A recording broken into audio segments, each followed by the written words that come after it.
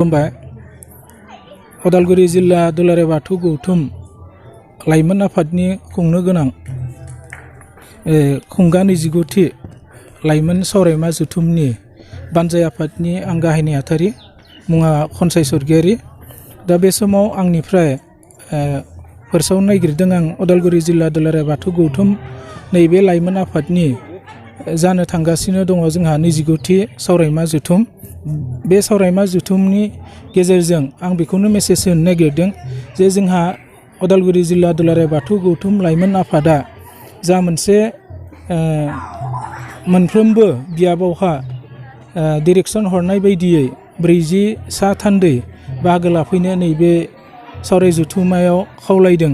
नाथाय आं बानजाय आफादनिफ्राय बेखौनो आङो फोरसावनो सानदों जे मोनसे बियाबनिफ्राय जा 40 सा थान्दै जिल्ला बाथौ गौथुम लाइमोन आफादा लिंहरदों, 40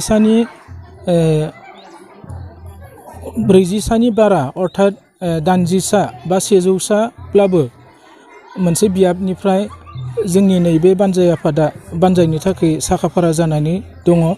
दा नैबे समावहा धरक नैबे बानजाय आफादनिफ्राय जोङो जा मोनसे थानाय फेसिलिटि, जानाय लोंनायनि फेसिलिटि, उन्दुनायनि फेसिलिटि, बेफोर गासै बिथिंथिंजायखौ जोङो नोजोर बोनानै बानजाय आफादा दायो खामानि मावगासिनो दङ।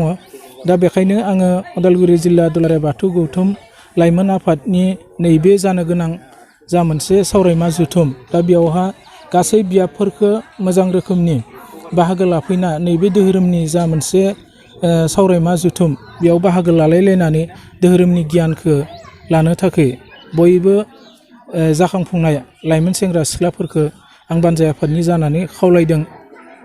दा बेयावहाय जा मोनसे जोंनि खुंनो लानाय बानजाय आफादनि जा मोनसे बानजायनाय हाबाफारि, दा बियो गोबाव समनिफ्रायनो जोङो मोनफ्रोमबो गामिनि खामानि मावग्रा अर्थात रायजो राजाफोरखौ जोङो लिंहरनानै नैबे खुंनो लानाय जा मोनसे हाबाफारि, दा बेखौ जोङो मोनफ्रोमबो गामिनिफ्राय जोङो लिंहरनानै खामानि दामानि मावगासिनो दङ। दा बे बेलायावहा मोनफ्रोमबो गामिनि बरबाजार दख'रा बाथौ गौथुमनि सिङाव थानाय मोनफ्रोमबो गामिफ्रा जोंखौ मदद आरो हेफाजाब होफैदों।